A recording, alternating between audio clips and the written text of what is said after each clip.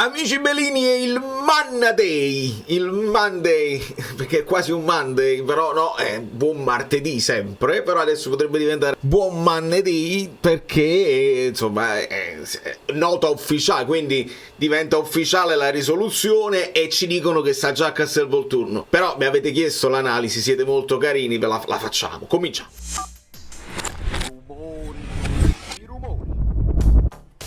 E magari vi sorprendo con questa analisi, perché c'è questo dettaglio che ho messo in copertina, suggerito da un amico Bellini, probabilmente me lo sarei perso, ma qua devo dare credito alla community, voglio essere preciso anche col nome. Julie, benvenuta e benvenuti a tutti i nuovi iscritti, siamo quasi a 22.300. Esatto, siamo quasi, quindi iscrivetevi se siete nuovi, comunque riportiamo un po' di entusiasmo nella piazza. Ci sono state un paio di cose carine nella partita, poi è mancato un po' di qualità. Voi lasciate il like, a voi la qualità non manca. Lasciate il like e passiamo velocemente all'analisi, così diciamo due cose su Manna anche. Se volete io dico pure Conte, lo posso ripetere anche, però non serve a molto onestamente. Screenshot e partiamo direttamente dal gol del Napoli, perché sorprendentemente il Napoli parte bene e comincia subito con il vantaggio. Questo calcio d'angolo scaturisce da un buon passaggio di Ostigard, una buona ricezione di Simeone che si gira e lancia in profondità bene Kvara, va fino in fondo e gli mettono la palla in calcio d'angolo, sta per battere Kvara ma arriva Politano, bello spiovente, e qua salta bene Rachmani. Vedete, qualcuno si lamentava pure forse un po' le mani, semplicemente Martinez Quarta, di cui si parla, e ve l'ho detto sempre che si parla sempre di Martinez Quarta per quanto riguarda il calciomercato, non salta, e quindi le cose che diciamo sempre ai nostri, ma com'è possibile non saltare, ma anche in eccellenza, e manco Martinez Quarta è saltato, invece Amir è saltato bene. 1-0 per il Napoli, mettiamolo così, però si capisce, non c'è niente da far vedere. Sono contento alla fine che mi abbiate chiesto l'analisi, perché mo dopo Lecce ci sarà da aspettare e video così non ne uscirà. Lasciate like di nostalgia, perché ci sarà un'estate caldissima dove si faranno nomi a caso, e attenzione, Napoli molto compatto. Allora, per questi primi 15 minuti il Napoli ci prova, non ho immagini perché non ho immagini, ma mi segno un'occasione per Caiuste, quell'immagine ce l'ho, la posso recuperare. Poi 3 occasioni per Kvara, che uno scambio con Olivera, altre 2 occasioni se le crea da solo. Insomma, il Napoli pressa e prova a dare la mazzata, insomma ad andare sul 2-0. La volontà non è mancata e si vede anche dalla copertina. Poi quello che è mancato onestamente è un po' di qualità, che lo vedremo con l'occasione di Caiuste. Lui ci arriva bene, arriva anche a chiudere l'azione, però c'ha il piede dello 0-0 e nel secondo tempo ci avrà la testa dello 0-0. Ecco perché Manna, che oltre all'allenatore, che secondo me sono tutti bravini, alla fine se li fai lavorare, ma voglio esagerare, mettetemi, siate in disaccordo con me, ma pure Calzone, ma pure Garcia. Su Mazzarri proprio è l'atteggiamento, proprio la persona che è fuori epoca. Ma Garcia, Pioli, Italiano, vanno tutti bene, onestamente. Se si lavora in concerto tutti quanti insieme e si fa un buon mercato, vanno tutti bene. Credetemi, non è quello il problema principale. Però qua vediamo che il Napoli è schierato con una sorta di 4-5-1 a tutti gli effetti, perché la Fiorentina tende ad avere il pallone,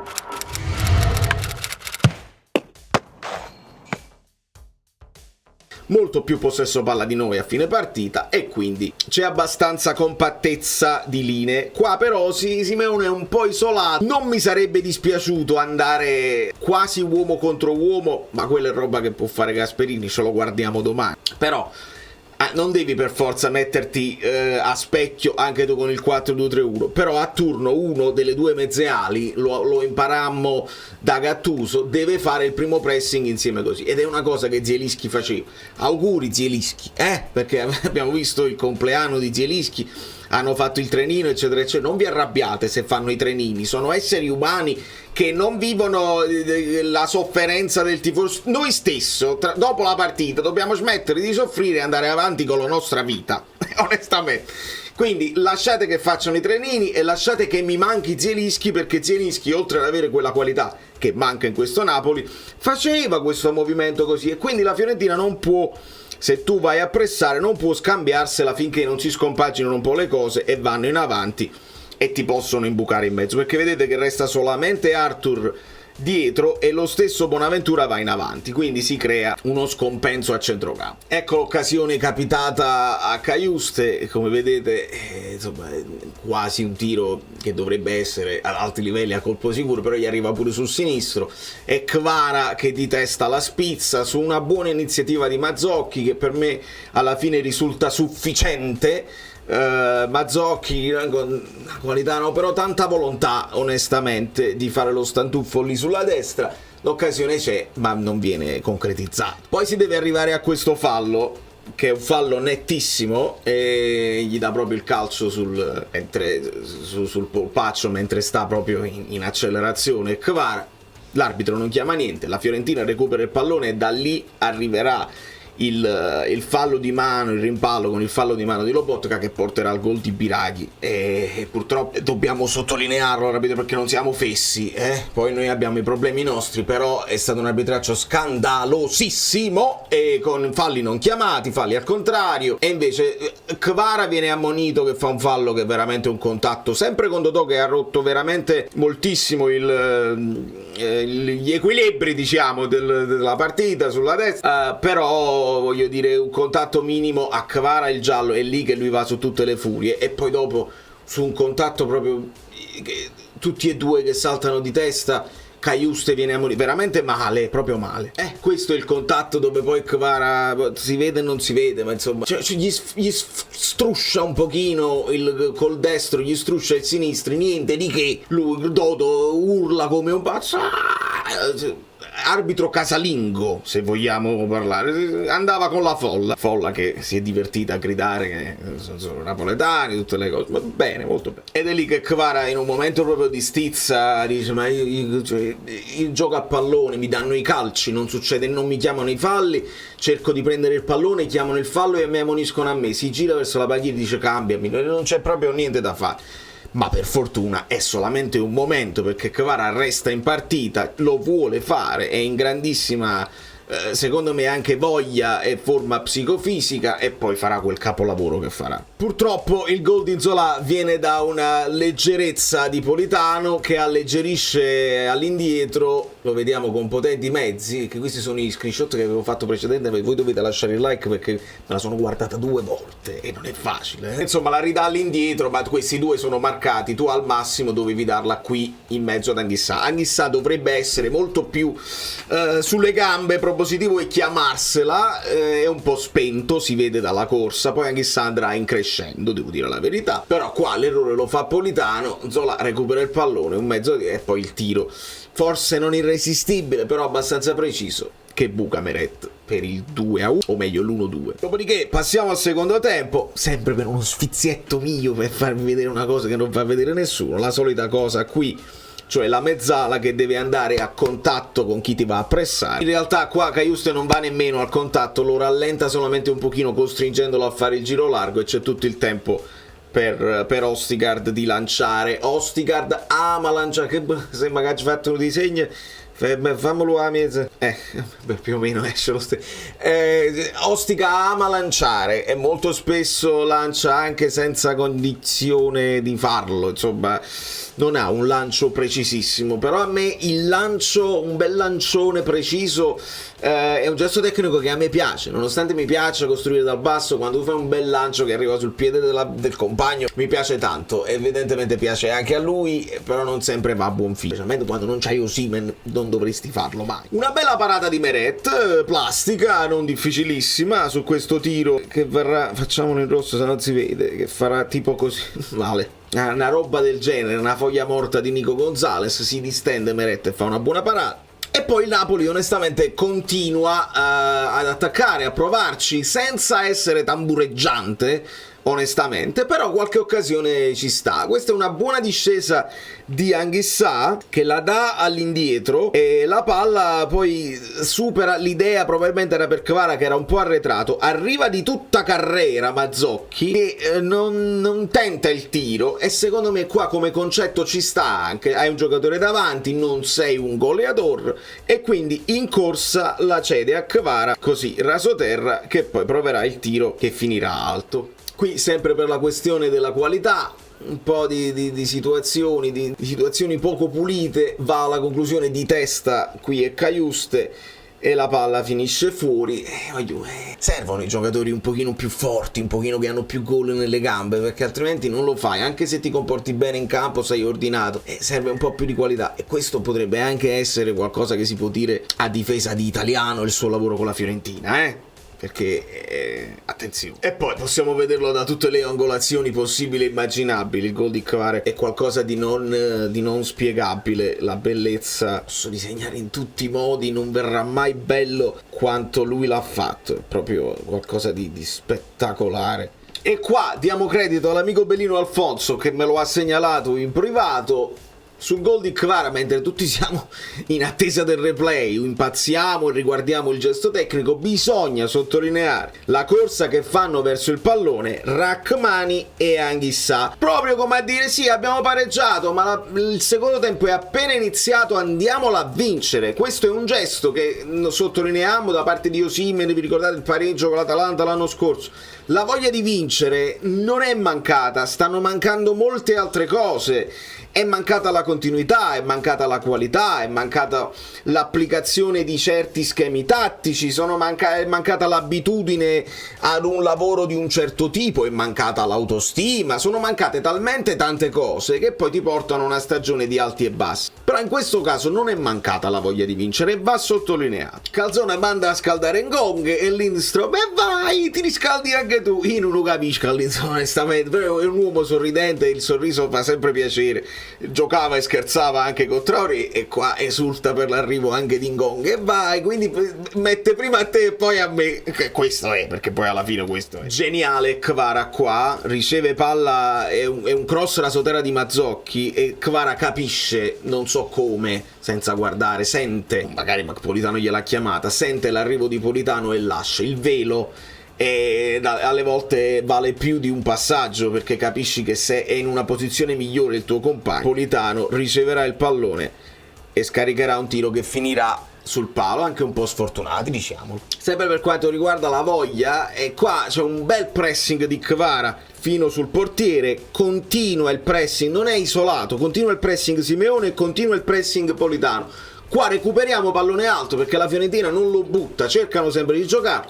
Milenkovic non è uno che ha un controllo di palla eccezionale, Politano lo pressa, raccoglie il pallone, tiro, parata di Terracciano. C'è stato anche un po' di aggressione. Idem Anguissa al 78esimo. C'è stata un po' di voglia, vorrei darvi una mano a non vedere tutto nerissimo, magari sperare in una bella partita con Lecce, che ne so. Lobo incredulo, anche perché qua mi potete vedere voi nei commenti, dai replay che ho visto e da quello che dice Paramount Plus, non è che il Lobo prende prima il pallone, è che non prende mai Belotti. Magari Belotti dice pure: guarda, il pallone l'ho toccato io, sì, ma poi sei svenuto. Lobo non prende niente, cerca di prendere il pallone ma non becca nemmeno l'avversario, quindi gravissima simulazione di Belotti, fa tutto in cavalleria. Boh, non si vede bene, però fidatevi, non lo prende. Un paio di parate in uscita di Meret sul finale, niente di eccezionale, però c'è, perché i grattacapi che sono venuti dalla loro destra, dalla nostra sinistra, insomma Olivera parecchio in difficoltà su Dodò, e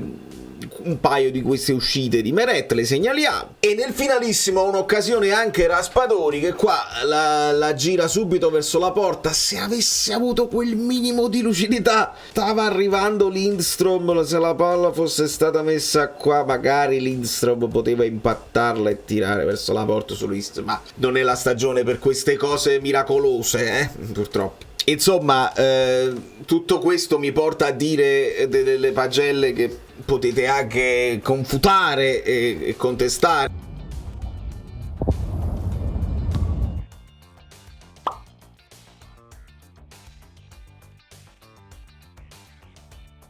Ma guardare la partita senza l'ansia del risultato mi porta a ragionare così. Meret gli do 6, poteva fare qualcosa in più forse sul gol di Nzola, però qualche paratuccia l'ha fatta.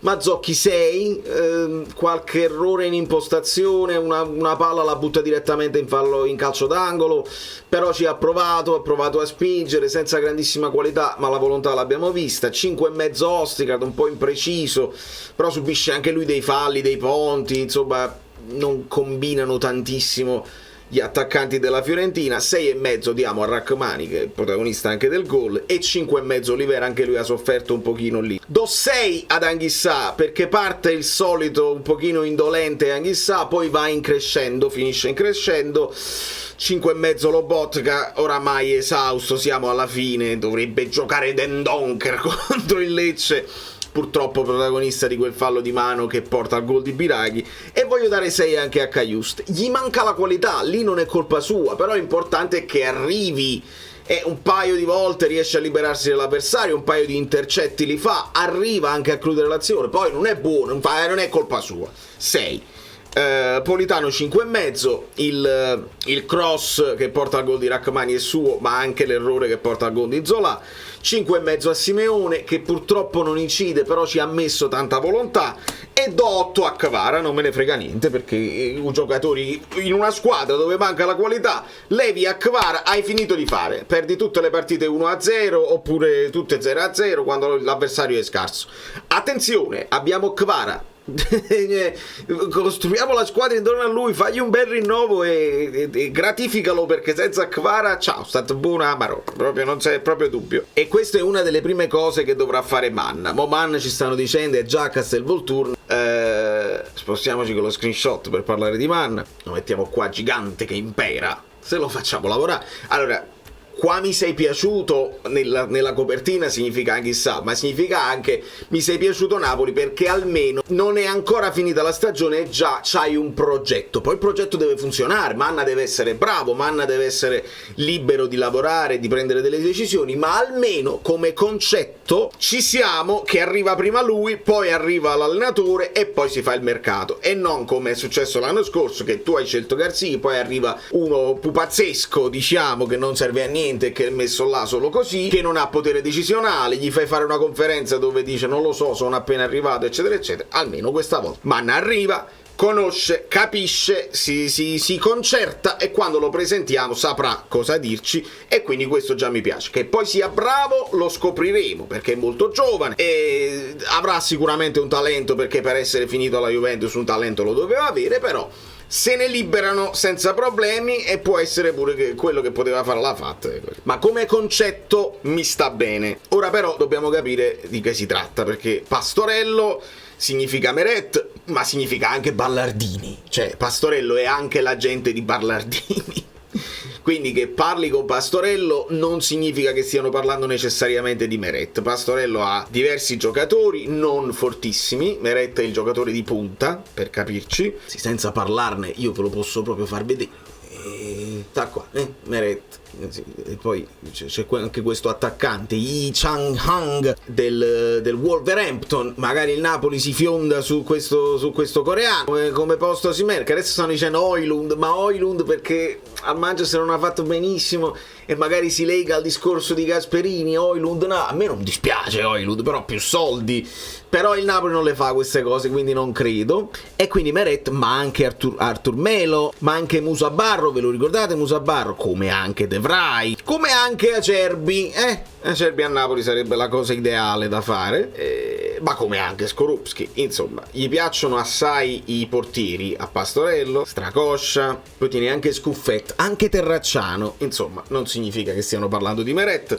E bisogna capire, bisogna caprile. È chiaro che bisogna caprile. Quasi inutile dire che insomma al 76esimo il solito cambio che non sposta nulla da parte di Calzoro. Via Politano dentro Ngonghe, via Simeone dentro Raspadori. e non cambia nulla, e soprattutto non cambia nulla se tu Kvara lo togli all'86esimo per mettere Lindstrom. Veramente non ha spostato proprio nulla a livello di equilibrio. Di conseguenza tant'è, l'analisi è fatta, le pagelle sono fatte e sappiamo che a questo Napoli serve un allenatore sicuramente bravo, che tenga tutti sul pezzo, sì, ma serve anche qualità, quindi attenzione al mercato, attenzione Manna, bisogna muoversi bene, bisogna muoversi in fretta e impostare una squadra. Ho paura di quest'idea di squadra che deve fare ammazzate, perché l'avete visto, con gli arbitri non ci va bene. Io preferirei puntare su gente di qualità che tiene il pallone, che quando poi ha il pallone tra i piedi sa cosa farne, perché altrimenti senza Kvara, senza quella qualità lì,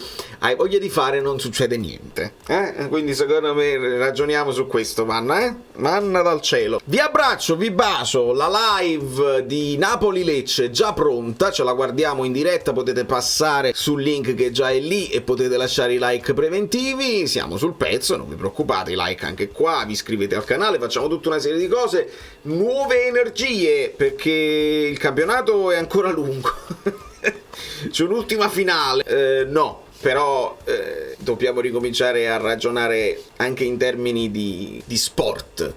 Si fa sport per tentare di vincere, ma se non si vince va bene lo stesso, purché si sia fatto il massimo per lottare e non ci si sia buttati a indovinare,